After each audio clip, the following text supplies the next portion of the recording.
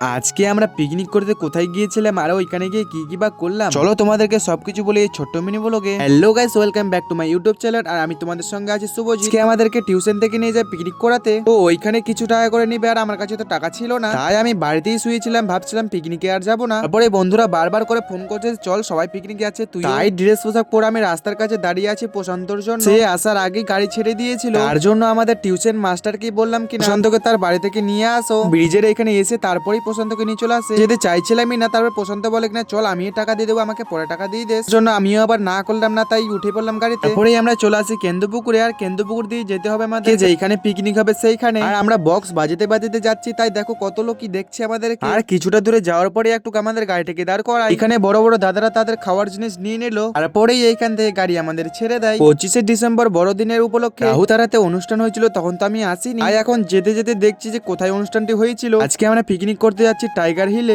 তোমরা যদি এই টাইগার হিলটা না জেনে থাকো তাহলে বলে দিচ্ছি এই ভিডিওর মাধ্যমে। পাকুয়া থেকে কেন্দ্রপুকুরে আসার কিছুটা দূরেই আছে 12 মাইল, কিংবা কেন্দ্রপুকুর থেকে পাকুয়া যাওয়ার পথেই 12 মাইলে এই পূর্ব সাইড দিয়ে আমাদেরকে কিছুটা দূরেই হলে পরে যাবো আমাদের সেই টাইগার হিল। তো ফাইনালি আমরা সেইখানে পৌঁছে গেছি আর একে একে করে সবাই নেমে গেল। তারপরে আমরা বক্স টক্স নিয়ে চলে আসি গেটের কাছে। পরে এখানে সবারই টিকিট কালেক্ট করে আমরা ঢুকে যাই টাইগার হিলের ভিতরে। এখানকার টিকিটের এখন প্রাইস হয়েছে 20 টাকা করে। এর আগে টিকিটের প্রাইস 10 টাকা করে ছিল, জানি না এইবারে 10 টাকা বেশি করে দিয়েছে কেন। তো পিকনিকে গিয়ে কি কি করেছিলাম আরো সম্পূর্ণ দেখাবো তোমাদের পার্ট 2 এ। তুমি যদি চ্যানেলে নতুন থাকো তো চ্যানেলটিকে সাবস্ক্রাইব করে নেবে। হচ্ছে পার্ট 2 এ।